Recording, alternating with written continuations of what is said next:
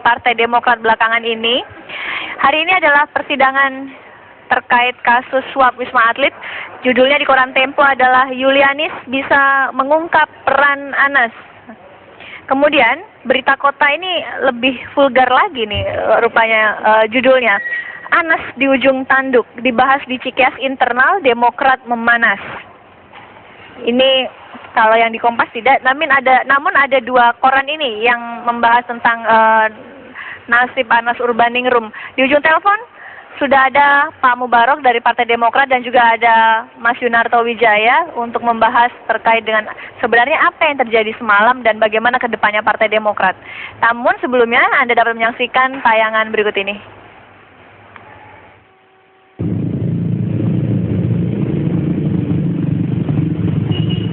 Sejumlah kader Partai Demokrat seperti Amir Syarifuddin dan anggota Dewan Pembina Syarif Hasan Selasa malam berkumpul di Cikeas, Bogor, Jawa Barat.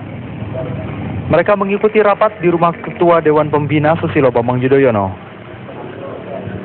Rapat tertutup bagi wartawan. Tim TV One di lapangan tidak memantau kehadiran Ketua Umum Partai Demokrat Anas Urbaningrum. Menurut anggota rapat, berikut alasannya. Panas dia pastikan hadir juga, Pak? Panas enggak ya? Enggak ya? Dia kan bukan Dewan Pembina. Oh gitu. Justru Pak Anas nggak dipanggil, Pak? Bukan, ini mah rapat Dewan Pembina kok. Dewan Pembina, Pak? Oh. Nggak berhubungan sama Pak Anas Urbaningrum, Pak? Kenapa? Ada hubungannya dengan Pak Anas Urbaningrum, posisi Pak Anas? Oh, kalau posisi Pak Anas itu kita serahkan ke ini aja nanti. Ke mana? Jadi malam ini ada hubungannya nggak, Pak, kira-kira, Pak? Kita lihat aja perkembangan nanti, Pak. Oh gitu. Pak, katanya beberapa anggota Demokrat ingin Pak Anas mundur, benar apa nggak, Pak? Oh ya? Ketua DPP Andi Malarang yang mempertegas, rapat memang terbatas untuk ketua dan anggota Dewan Pembina Partai. Jadi kita hanya berbicara mengenai secara umum mengenai bagaimana persoalan-persoalan yang dihadapi akhir-akhir ini oleh Partai Demokrat dan kemudian juga upaya-upaya bersama kita untuk memajukan Partai Demokrat ke depan. Ya kita tahu lah, artinya kalau partai-partai lain tentu saja sudah siap-siap untuk melangkah maju, ya.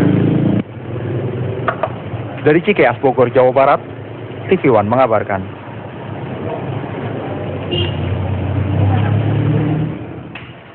Pak Mubarok, Anda masih bergabung bersama kami. Sebenarnya apa Pak yang dibahas semalam? Yang dibahas itu kan rapat rutin. Rapat rutin pembina itu biasanya ya, kedua kali dipimpin oleh wakil ketua Pak Marzuki. Karena Pak SBY nggak mungkin selalu menghadiri. Tapi kalau udah 2-3 kali, wah ini harus ada Pak SBY. Nah, semalam giliran rapat dipimpin Pak SBY. Ya. Rapat rutin. Pembina itu kan tugasnya adalah membina. Nah, oleh karena itu rapatnya selalu berbicara soal umum. Kalau ada masalah-masalah apa yang signifikan, kita bicarakan, kita cari masalahnya. Kita juga sering kirim tim untuk mengkonfirmasi ini masalah apa. Nah, setelah jadi masalah kita rumuskan, kita sampaikan dan kita laporkan kepada Bapak Presiden. Gitu. Nah, ini masalah umum yang dihadapi Partai Demokrat sekarang apa Pak yang dibahas semalam Pak? Kita tahu partai-partai sekarang udah pasang gigi 3 menuju Pilpres 2014. Kayak gitu. Ya, jadi baru tahun kedua udah pasang gigi 3. Ya. Nah, Demokrat kok enggak pasang gigi 3 untuk ke sana. Itu. Ini benar apa salah? Gitu antara lain. Nah, akhirnya semalam kita bacakan bahwa memang kita belum waktunya bicara Pilpres. Kita bicara tahun kerja. Maka fokus perhatian saya malam justru bagaimana melakukan pendidikan kader. Jadi Demokrat gitu. untuk masalah capres masih netral dulu ya Pak, pasang giginya? Belum waktunya kita. Baik, Pak, iya. tapi ada informasi katanya ini membahas tentang Ketua Umum Partai Demokrat Anas Urbaningrum. Secara signifikan tidak. Sebagai Ketua Umum pasti disebut, ya. Ketua Umum, Sekjen pasti disebut ya dalamnya. Tapi yang dibicarakan kaitannya dalam konsolidasi. Ya, karena jangan lupa Ketua Umum juga selalu lapor berkala kepada Ketua Dewan Pembina. Maka malam sebelumnya adalah Ketua Umum dan Sekjen lapor kepada Ketua Dewan Pembina gitu. Jadi Pak Presiden, Bapak SBY tak tahu persis gitu. Tapi yang jelas semalam bicara soal umum, konsolidasi umum, berpikir jangka panjang. Berbicara tentang nama Anas Urbaningrum memang semalam tidak dibahas, tapi wajar jika nama ini menjadi pusat perhatian media karena beberapa waktu yang lalu ini disebut-sebut dalam sidang Nazarudin oleh Rosa. Kemudian juga ada kemungkinan ini tersangkut dengan nama-nama lain yaitu Andi Malarangeng yang disebutkan juga tim suksesnya mendapatkan uang 500 juta. Apakah ada sebuah pembahasan khusus Pak atau sikap Partai Demokrat dengan nama-nama ini Pak atau kasus-kasus ini? Hal itu udah dari awal prinsipnya. Prinsipnya adalah mendukung proses hukum. Ya, kita tidak akan membela orang, tapi yang dibela adalah partai. Okay. Tetapi hukum itu adalah ya kita bicara adalah asas fakta hukum. Kemudian kepada orang kita menganut asas praduga tak bersalah. Itu udah standar universal itu seperti itu. Oleh karena itu kita tidak akan ngikutin gendang opini. Opini yang dibangun berubah-ubah, ya silakan aja lah, gitu ya. Kebetulan Demokrat kan kalah nggak punya media. Kalau partai lain punya TV One. Lanjut.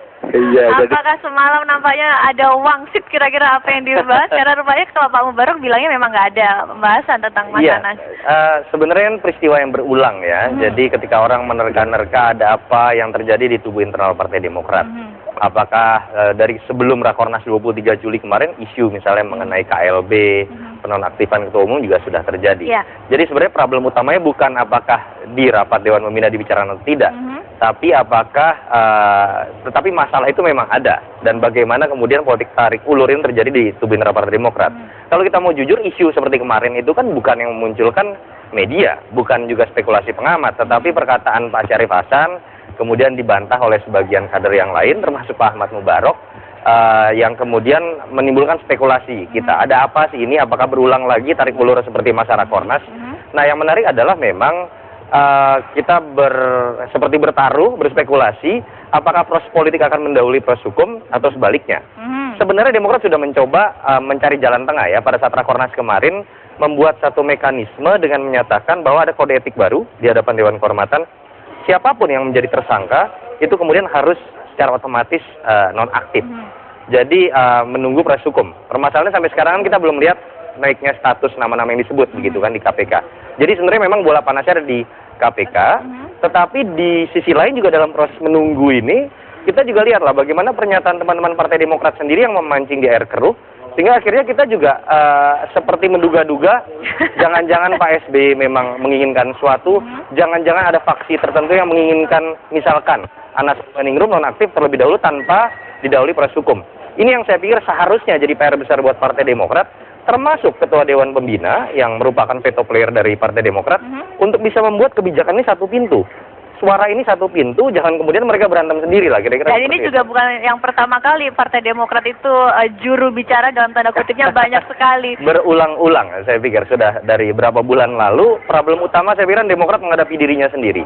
Anda melihat sejauh ini bagaimana hubungan SBY dan juga Anas? Ya memang spekulasi banyak muncul ya. Dari awal kita tahu bagaimana di hadapan publik komunikasi politik yang ditunjukkan ini lebih mengarah kepada sosok lain, yaitu Andi Malarangeng pada saat kongres misalkan.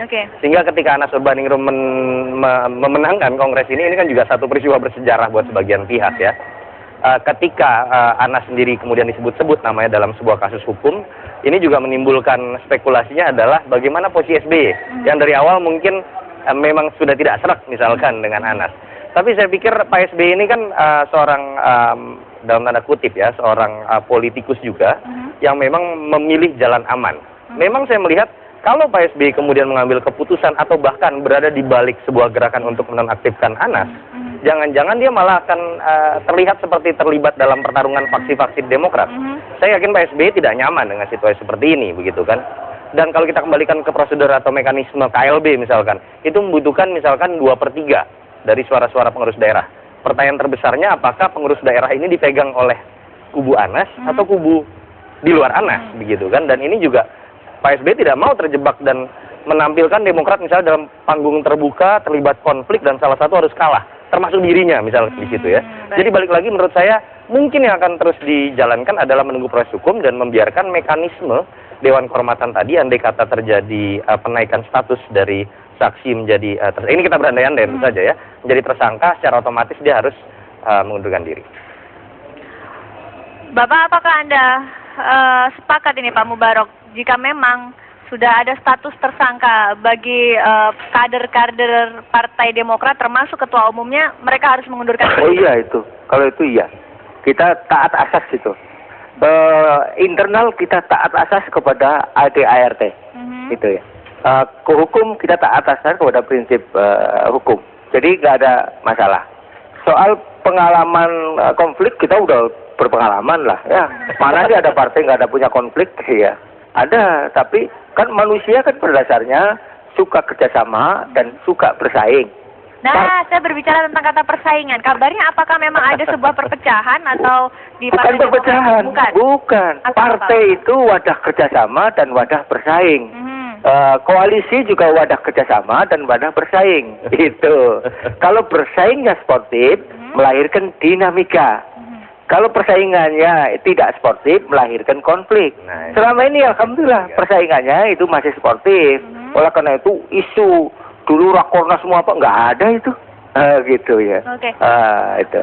Pak Mubarok, ini kalau kita berbicara tentang Anda tadi berbicara pasang gigi 3, kemudian Demokrat saat ini masih sebentar lah, kita belum saatnya untuk pasang gigi 3. Jangankan memasang gigi 3 atau mungkin memasang gigi 1 untuk membawa nama calon sebagai capres 2014.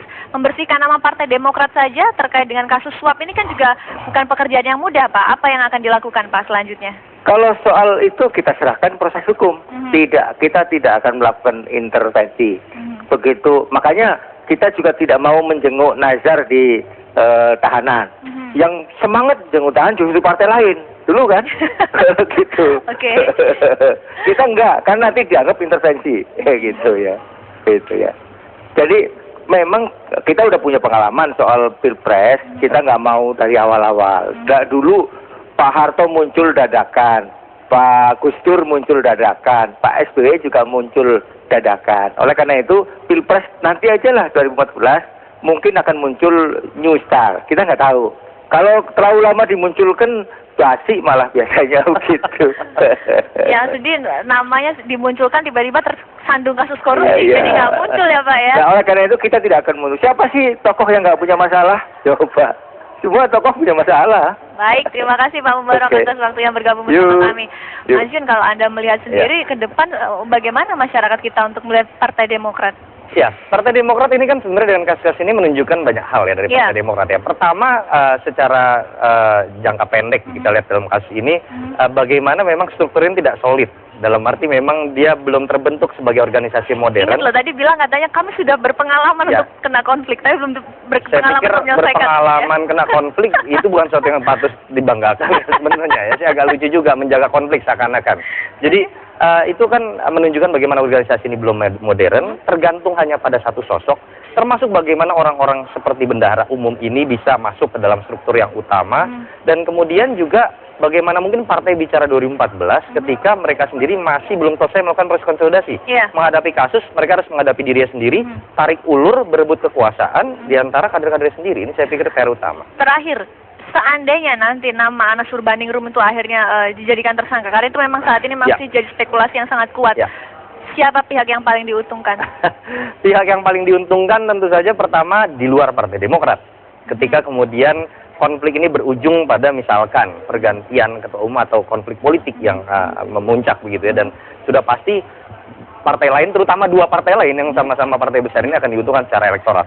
Yang kedua ya, bukan tidak mungkin kita berspekulasi mengenai bagaimana residu-residu yang masih tersisa dari Kongres kemarin. Ketika kita melihat bagaimana, mungkin bukan sebatas dua nama itu lagi, itu jelas ya, ada Pak Andi Malarangeng, ada Pak Marzuki Ali, yang tentu saja kubunya di sini lebih punya kesempatan untuk berada di garda terdepan begitu ya, karena kubu Anas ini tentu saja akan terpengaruh andai kata Anas sampai tergeser. Tetapi yang terpenting menurut saya adalah buat Partai Demokrat, jangan sampai ada logika-logika bahwa ketika kita berandai-andai ada kader yang menjadi status apapun jabatannya, kemudian ada pembenaran lain yang menegasikan apa yang sudah disepakati. Karena ada yang mengatakan misalkan ketua umum itu dinaikkan oleh Kongres, termasuk ketua Dewan Pembina, sehingga tidak bisa dicabut tanpa lewat Kongres juga. Sepakati apa yang sudah menjadi kode etik baru di Dewan Kehormatan, hari ini akan berpengaruh terhadap nama besar kader yang disebut tersebut dan juga Partai Demokrat secara menyeluruh. Dan 2014 mendatang. Tentu saja itu paling penting. Baik, terima kasih Mas Yunarto. Apa kabar Indonesia? Akan segera kembali sesaat lagi.